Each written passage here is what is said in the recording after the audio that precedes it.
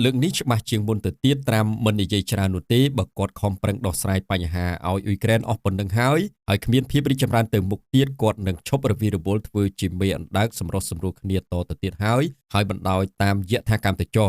ខាងលើនេះគឺជាការអាងរបស់រដ្ឋមន្ត្រីការបរទេសអាមេរិកគឺលោក Rubio ប្រមុខការទូតរុស្ស៊ីបានថ្លែងបន្តទៀតថាយ៉ាងហោចណាស់ពីនេះតទៅមុខប៉ុន្មានថ្ងៃទៀតលោកចង់ឃើញដំណើរការនៃការចរចាមានការរីកចម្រើនទៅមុខទោះបីជាតិចក្តីច្រើនក្តីដើម្បីឲ្យអាមេរិកបានលះហើយចិត្តខ្លះនិងមានចិត្តចង់ដោះស្រាយបញ្ហានេះជាបន្តទៀតលោក Rubio បានថ្លែងដូចនេះក្រោយជំនួបជាមួយនឹងថ្នាក់ដឹកនាំអឺរ៉ុបនិងអ៊ុយក្រែននៅទីក្រុងប៉ារីសប្រទេសបារាំងលោកថាអាមេរិកមិនអាចខិតខំទាំងឥតប្រយោជន៍រាប់អាទិត្យរាប់ខែដោយគ្មានហេតុផលនោះទេហើយនេះយើងត្រូវតែបដិញ្ញាចិត្តយ៉ាងឆាប់រហ័សបំផុតបើទោះបីប៉ុន្មានថ្ងៃទៀតយើងសម្លឹងឃើញថាមិនអាចសម្រេចបានកិច្ចព្រមព្រៀងនៅក្នុងរង្វង់2-3សប្តាហ៍ទេអាមេរិកនឹងដកខ្លួនថយហើយលោក Rubio បានថ្លែងថាលោកត្រាំកំពុងតែគិតគូរអំពីការដើរចេញនេះមិនមែនគិតលំនោះទេប៉ុន្តែគិតដោយការតាំងចិត្តខ្ពស់មែនទែនលោកត្រាំបានលះបង់ពេលវេលានិងកម្លាំងកាយចិត្តច្រើនណាស់ទៅលើរឿងនេះការដោះស្រាយបញ្ហារឿងអ៊ុយក្រែននិងរុស្ស៊ីលោក Rubio ទទួលស្គាល់ថាអ៊ុយក្រែនជា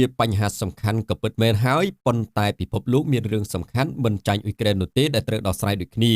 លោកចង់មានន័យថាបើអាឡ័យទៅនៅត្រាំត្រែងនឹងរឿងអ៊ុយក្រែនវិលវល់នៅក្នុងវាលវត្តសង្សារមហាធំធេងដោះស្រាយមិនចេញដដែលតើបន្តនៅធ្វើអ្វីទៀតក្រោយពីការប្រើវោហារសាស្ត្រនយោបាយមុតដល់ថ្នាក់នេះប្រទេសដទៃទៀតហាក់ដូចជាស្ងាត់មាត់ជ្រាបមិនទាន់ចេញវាចានៅឡើយនោះទេមិនថាអង់គ្លេសបារាំងអាល្លឺម៉ង់អ៊ុយក្រែនឬរុស្ស៊ីនោះទេទន្ទឹមនឹងនោះដំណើរការចរចាទ្វេភាគីរវាងអាមេរិកនិងអ៊ុយក្រែនពាក់ព័ន្ធទៅនឹងការបែងចែកផលប្រយោជន៍គ្នាហាក់ដូចជារីកចម្រើនទៅមុខគួរឲ្យកត់សម្គាល់លោកដូណាល់ត្រាំបានថ្លែងបន្តទៀតថាអាមេរិកនិងអ៊ុយក្រែនអាចនឹងចុះកិច្ចព្រមព្រៀងរ៉ែកម្រនៅសប្តាហ៍ក្រោយបើតាមការពិតទៅប្រទេសទាំងពីរគួរណាស់ចុះកិច្ចព្រមព្រៀងជាមួយគ្នាតាំងតែពីដើមខែមីនាមកម្លេះប៉ុន្តែដោយសារនៅក្នុងកិច្ចជំនួបនៅសេតវិមានមានចំនួនពាក្យសម្ដីរវាងលោក Zelensky និងលោក Donald Trump និងលោក J. Devine អនុប្រធានាធិបតីអាមេរិកដូច្នេះក៏អាក់ខានទៅវិញទៅខាងលើនេះគឺជាការដកស្រង់ប្រភពពីទីភ្នាក់ងារសារព័ត៌មាន Reuters និងប្រភពដទៃទៀត